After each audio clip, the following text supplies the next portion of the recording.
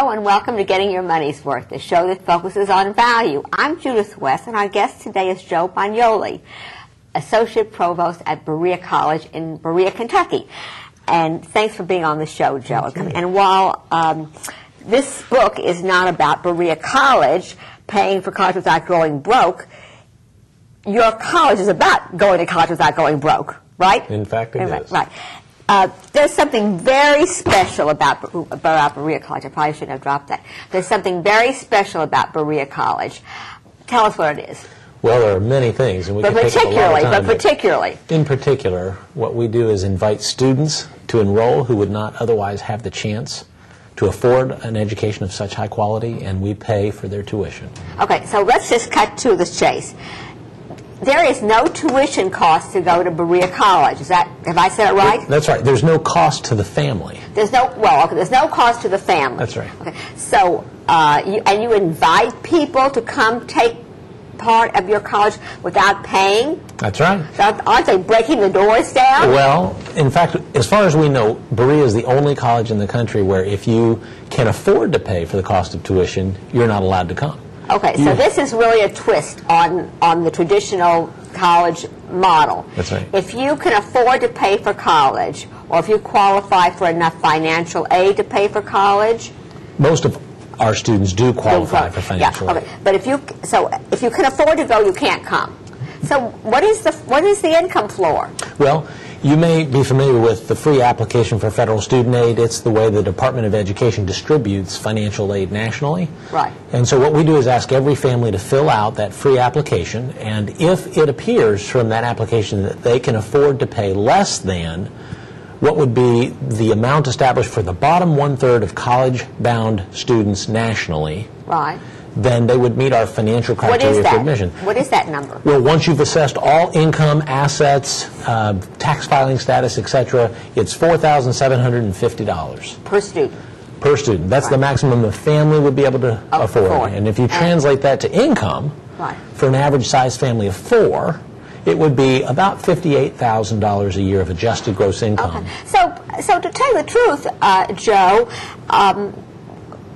there's plenty of people, we used to call them the middle class, right? Right. I don't know about, who knows what's going on today, who knows what class will end up where. Yep. But we used to call those folks in that $50,000 price range middle class. Mm-hmm. And those folks would qualify after all the numbers were taken into consideration. A number of them would qualify. Okay. So you're not charging the family tuition. Does that mean the taxpayers are paying?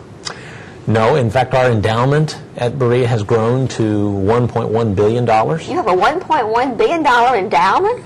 Yes, how so? We do. Did you check yesterday?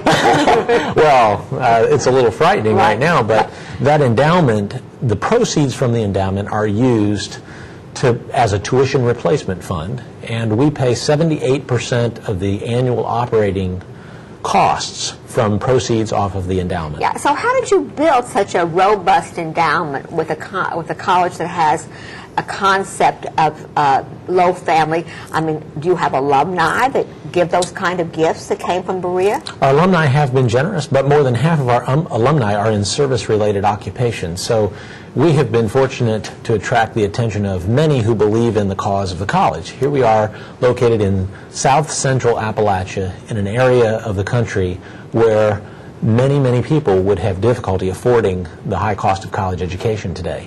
And in fact, if you look from that free application at the level of contribution families in our region could make toward the cost of college for a year, more than half in our portion of eastern Kentucky can contribute nothing. Nothing. Zero. Zero. What's the general scholastic caliber of your students? Our students are well qualified for admission, but Judy, to be honest with you, we're looking for the whole person. What does that mean, the whole person? Well, about half of our evaluation of a candidate is objective based upon what appears to be their level of academic readiness. And then the other half is quite subjective. We look at where they're headed with their lives. We want this educational experience to make a difference to them, to their families, to their communities, to their professions. So you do personal interviews? We do interviews with every applicant for admission. Which many schools have stopped interviewing, you know, especially some of the Northeast schools. So you interview them. to find out what they're about. Do you look for things like character? Absolutely. We're looking for students. We say, as a matter of purpose and intention, that we'd like to graduate service-oriented leaders for our region in Appalachia and beyond the region of Appalachia. Service-oriented being? People who have the capacity and the desire to make meaningful contributions to the world around them.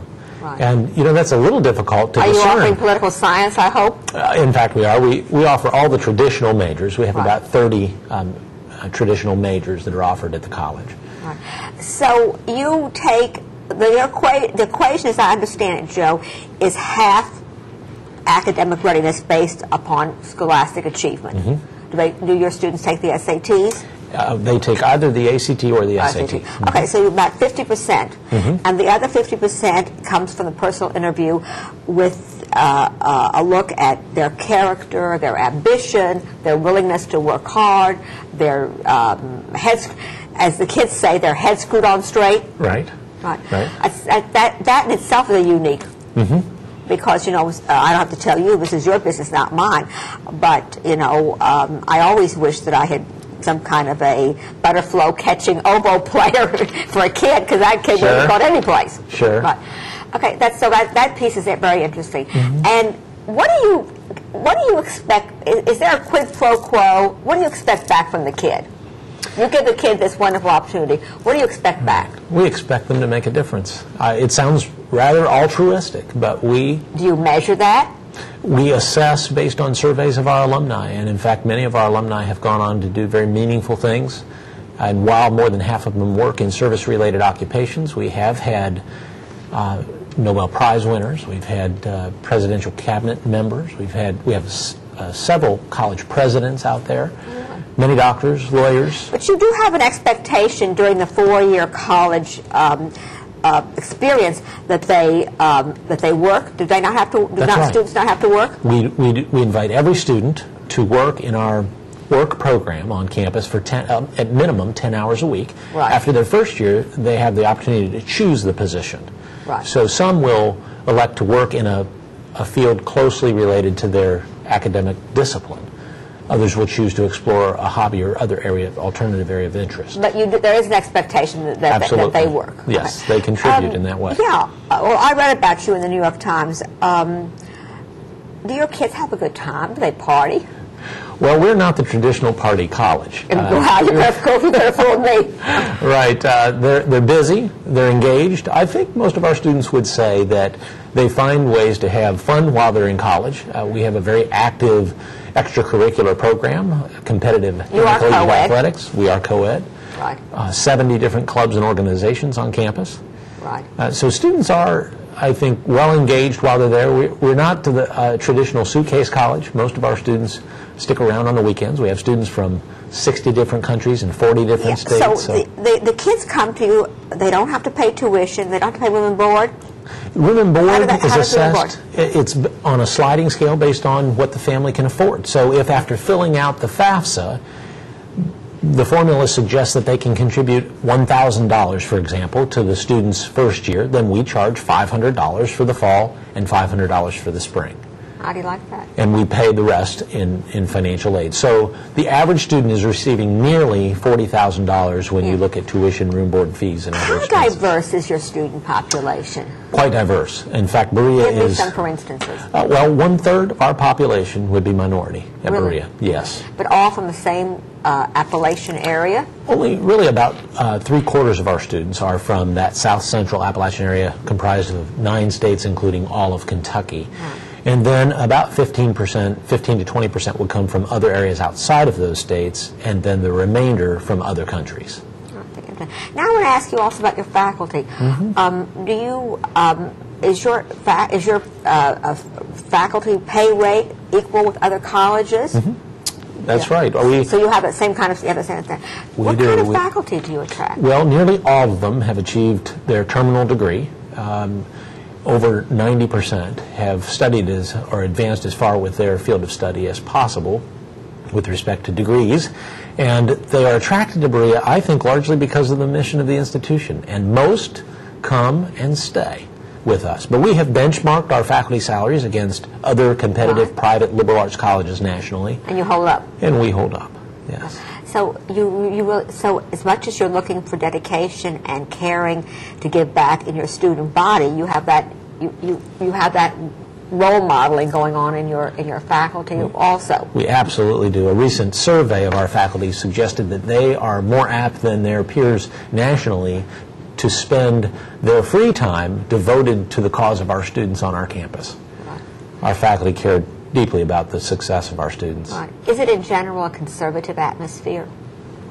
I think it depends on who you ask. Okay, I'm asking you. About half of the students would say that Berea is conservative. About half would say we're quite liberal. I think of Berea as quite an enlightened community. Our founder, John Fee, was an ardent abolitionist. There we were in the slaveholding state of Kentucky prior to the Civil War. How old are you? I'm 42. No, your school. We were founded in 1855. Oh, so you're... The college came along in the 1860s. And I remember reading, you were the first Southern college to desegregate, correct? The first school in the South to educate men and women and blacks and whites in the same classroom. The same classroom. And that's still going on, and that's still going on now. Absolutely. Of course, we've celebrated the fact that most other schools have joined us in that effort since that time. Do you get federal aid? Absolutely. Our students are eligible, most of our students are eligible for the Pell Grant, the national standard on financial need. So your kids, aside from going in the families benefiting from having to pay nothing to very little, also don't graduate with this burden of big student loans on their shoulders. That's right. What a relief. It is, in fact. I mean, some of these kids are graduating with $100,000, $150,000 in debt. So I mean that's a big monkey on your back. Judy, there were 3 in my family who graduated from Berea. We were all debt free, and we all advanced to graduate or professional degree programs immediately following graduation because we weren't carrying undergraduate debt. You went to Berea too. I did. All 3 of you, and you graduated debt free, and your parents didn't have to take second and third mortgages on their property. It's amazing. Well, I have to say I tip my hat to you. This show is called Getting Your Money's Worth, and what actually folks get at your school, they get more than their money's worth, right? Yeah. Yes. It was a pleasure to have you on. I tell you, you should come to the Northeast and recruit. We can fill you up in a minute. Well, I'll tell you. It would be a pleasure. Thanks for being on the show. You're welcome. You're watching Getting Your Money's Worth. I'm Judith West. Thanks for watching.